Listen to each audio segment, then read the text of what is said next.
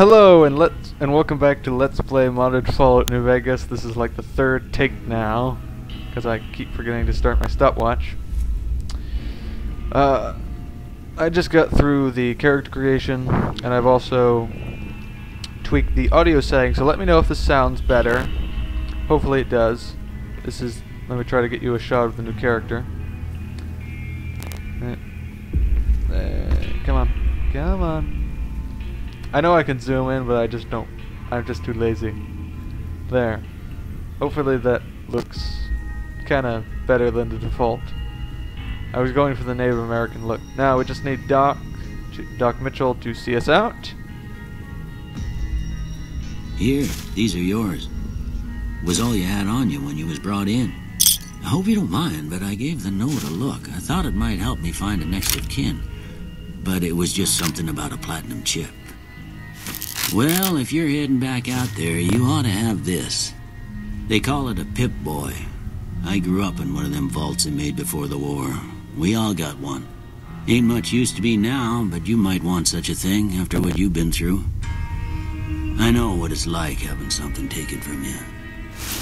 And put this on too, so the locals don't pick on you for lacking modesty. Never was much my style anyway. Well, looks like we got our Pip-Boy, and just so if you don't know, the Pip-Boy is basically like our menu, hence why I haven't opened any menus besides the load save menu. Well, thanks for patching me up, Doc. Don't mention it. It's what I'm here for. You should talk to Sunny Smiles before you leave town. She can help you learn to fend for yourself in the desert.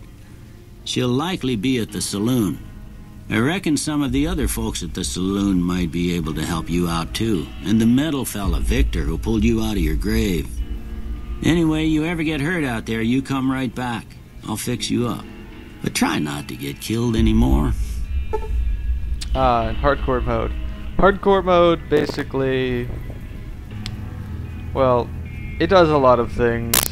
You can just read. I always play in hardcore mode, and hardcore mode is just better.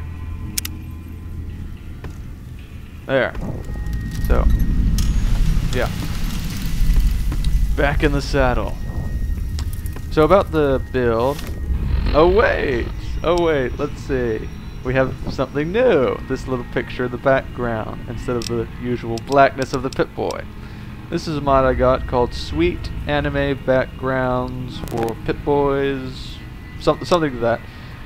It's the only Pip-Boy background mod I actually pop-ups. It's the only Pip-Boy background mod I actually have ever really cared to use, because it's the only one where it doesn't make everything unreadable. All the backgrounds are darkened so it doesn't interfere with reading the text, for the most part. It's very, very good. They actually have 30 backgrounds for you to choose from. I give this a 10 out of 10. Now, as for my build. Yes, for special, again, strength, perception, endurance, charisma, intelligence, agility, luck. I went with high endurance. This endurance stat is actually called bulletproof. And then I went with, of course, high luck. For someone who got shot in the head and lived. And, again, the low charisma for the frontal lobe damage. Charisma is just plain useless. You can dump it. And it's always been useless in all of Fallout. It's not just this game. Even in the game where it was most useful, Fallout 2, I never went with more than 2 charisma. It's not needed. The stats are better spent elsewhere. While interaction with NPCs is important, it's not that important. And even then, it doesn't help you that much. So, endurance, normally, endurance is not that useful. You have no reason to put it this high. But for me, I do, because of this. Project Nevada. See, normally, the game scales very, very poorly. This was like for pretty much every Bethesda RPG out there. As you level up, you gain more health and more health until you have too much health and can't die. This, you gain no health per level. It's just a static a static, where is it? A static 20 health per point in endurance. Normally it's 10, but I figured that was way too low. So yeah, that is why endurance in this case is useful, but in a normal game it wouldn't be. And Project Nevada is a very good mod, though I'm still working out some of the newer features it has, and some features I haven't even tried out yet that are old, so I won't be rating it yet. Intelligence is your, well, intelligence. It's very important for lots of checks and dialogue, and it increases your skill points you gain per level. But with 50 levels max, it's not that important, so I just leave it as 6. And you can raise it with meds and all this other kind of things for the other important dialogue checks. Agility, it increases reload speed, weapon swap speed, and the number of action points you have in VATS. It's actually not that useful, and it does not increase movement speed. They never implemented that. So I just leave it at 6 so I can get all the nice perks for it. Perception, it increases the range that enemies appear on your radar. That's never really been useful to me. It doesn't increase accuracy. It's just, well, it's just not that useful, but it is useful for perks. That's why I have it at 5, and I'll raise it to 6 later. Strength is for carry weight and the requirements for weapons, so you can actually use them while being accurate. I have it at 5 because you can raise it later by 1 and then take a perk. Perks, if you don't know, are like traits. Well, I actually haven't explained traits. They're just positives. You can choose one every other level, but I have it set so you can get one every level. I'll explain why later. The perk is called weapon handling, so it lets you use pretty much it increases your strength for holding weapons by 2. So you'll definitely have enough with just 5 starting out. Luck increases critical hit chance and how good you are at gambling. Critical hits basically equate to more damage, that's why I have it high. I'll increase it by 2 throughout the game, so that's why it's only at 8. My traits: built to destroy, more critical hit chance, and higher weapon degradation rates, so I have to repair more. Definitely worth it. Fast shot, more rate of fire, less accuracy. People very much don't like fast shot on the Wikipedia page because they say it's only good for sniper rifles. I think it's good for everything. I just like it. Unlike trigger discipline, which really sucks. Hot-blooded. This is a trait from the DLC Old World Blues. When my health drops, I kill things better, and I also move slower, and I'm less perceptive. Wild Wasteland, this just adds a bunch of zany, wild encounters that should have been in the game anyway. I don't know why they turned it into a trait, it's just weird.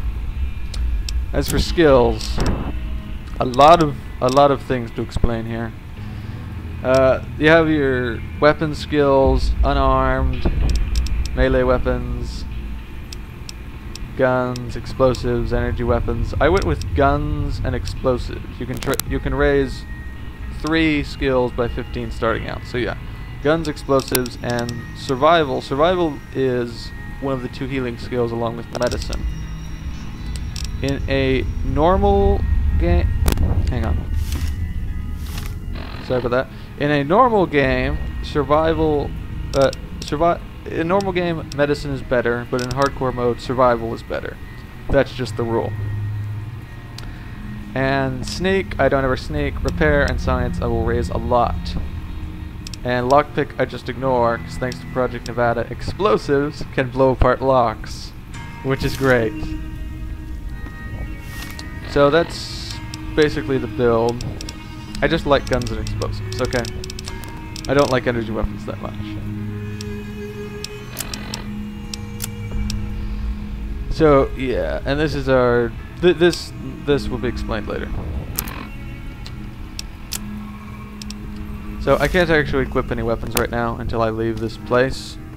So let's do some looting. Aha, what is this? Another thing from Project Nevada. Implants. They revamped the cybernetic implant. They revamped the cybernetic implant system, adding a whole bunch of new implants, and well, I'll explain that when we get to installing implants. Right now, let's just loot. Yeah, keep in mind, I only pick up things that are useful. So if it looks useless, it's actually useful. If you play and you see me pick it up, then you should accept that blood pack. That was an accident. Here, this chemistry set, if you have enough science skill, you can make yourself some drugs or some stim packs, which heal you. And if you have enough repair skill, you can repair that gun that just clipped into the crate. These other guns are from a mod. I will explain them later. Ooh, mine. Anyway, we should probably go about reading this note. Oh, and messing with settings. Sorry, I should have done this earlier. This is for powered power armor, a mod I wasn't going to use originally because this little setting in the visual overhaul that I'm tweaking now didn't work when I originally tried it. So yes, but now it does work. They fixed it. Yay! It's an excellent mod. I loved it in Fallout 3, but this is my first time trying it, so I can't rate it yet.